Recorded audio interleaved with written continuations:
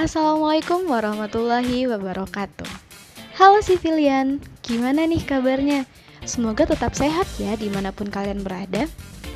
Pada kesempatan kali ini, saya Rahmatika Diputri Jori dengan nomor BP 1910921052 dari Universitas Andalas akan mempresentasikan tugas besar irigasi dan bangunan air 1. Untuk langkah pertama, kita lakukan tracking sungai untuk menentukan hulu dan hilir sungai yang kita dapat. Nah, pada tugas besar kali ini, saya mendapatkan Sungai Batang Lembang, Kabupaten Solok. Selanjutnya, tentukan titik bendung dari sungai dengan memperhatikan bahwa titik bendung tidak boleh berada pada tikungan sungai. Usahakan pada daerah sungai yang cukup lebar dan dekat dengan perkebunan serta persawahan. Dan juga titik bendung tidak boleh terletak pada cabang sungai. Selanjutnya, kita akan buat daerah tangkapan hujan atau catchment area. Nah, pada gambar di atas, luas catchment areanya adalah 5.158 hektar. Setelah itu, tentukan 3 stasiun hujan yang berada di dekat dengan catchment area. Nah, untuk penentuan stasiun hujan ini harus sesuai dengan ketentuan, yang mana datanya tidak boleh 5 bulan pada 1 tahun itu berturut-turut kosong.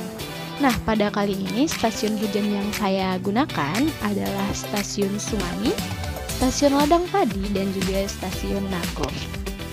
Selanjutnya kita masuk kepada perhitungan debit andalan. Ada 2 metode yang digunakan pada tugas besar kali ini, yaitu metode Penman dan metode FGMOC.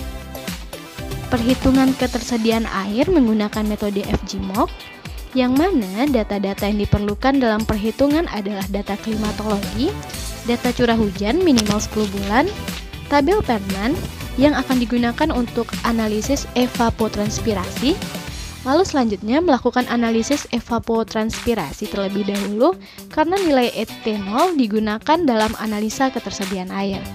Nilai curah hujan yang dimasukkan dari hasil perhitungan dengan metode aritmatika adalah curah hujan dan hari hujan dengan RE 80%. Setelah nilai ketersediaan air didapat, lakukan analisis pemilihan alternatif yang akan digunakan pada kebutuhan air.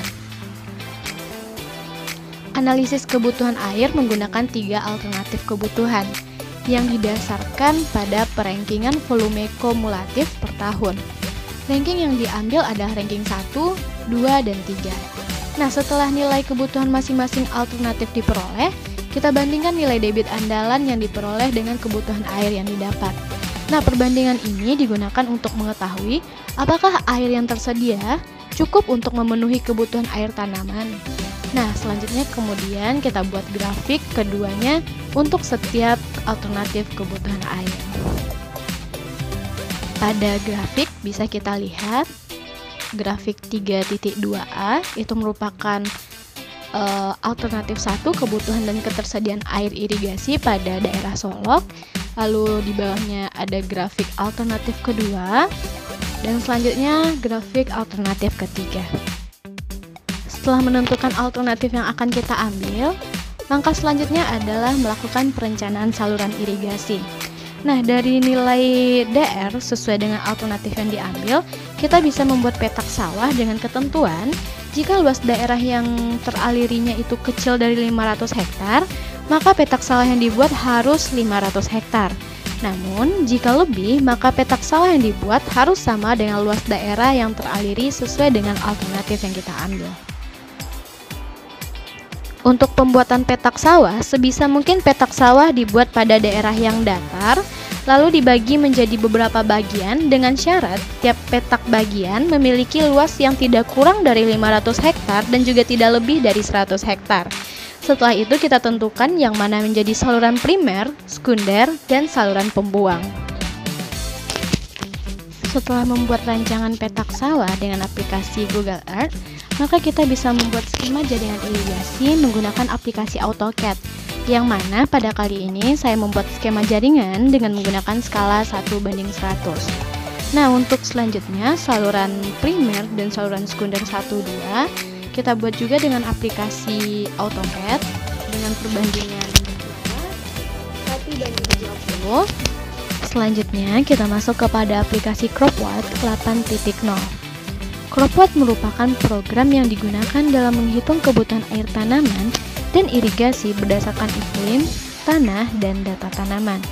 Ada banyak fitur yang terdapat pada aplikasi ini. Pertama, data climate. Data climate atau etanol dari tabelnya menyajikan tabel data altitude, latitude, longitude, temperatur minimum, temperatur maksimum, kelembaban, kecepatan angin, lama penyinaran, dan radiasi. Selanjutnya, fitur data rain. Data curah hujan pada CropWatt menyajikan tabel data hujan dalam milimeter, serta hujan efektif dalam milimeter dari bulan Januari sampai dengan bulan Desember. Nah, berikut adalah grafik dari data rain dan data climate. Selanjutnya, fitur crop top. Nah, fitur crop top merupakan data tanaman berupa tanggal penanaman, koefisien tanaman, fase pertumbuhan tanaman, kedalaman perakaran tanaman, fraksi depresi, dan luas areal tanam 0-100% dari luas total area. Selanjutnya data soil, yang mana data soil ini karena kita tidak menentukan tanah yang diambil, maka kita mengambil data soil black clay soil. Nah, selanjutnya adalah fitur schedule, yang mana penentuan jadwal irigasi atau scheduling dibutuhkan data antara lain tipe tanah yang meliputi total air yang tersedia, kedalaman perakaran maksimum, depresi lengas tanah awal, yaitu persenan dari kadar lengas total yang tersedia, serta ketebalan pemberian air yang diinginkan. Dan fitur terakhir adalah fitur data CWR.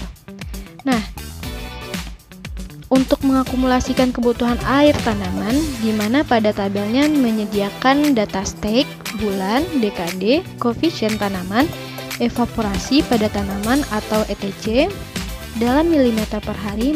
Oke, sekian presentasi dari saya. Mohon maaf atas segala kekurangan. Semoga apa yang saya sampaikan dapat bermanfaat dan berguna bagi kita semua. Akhir kata, saya pamit undur diri. Assalamualaikum warahmatullahi wabarakatuh.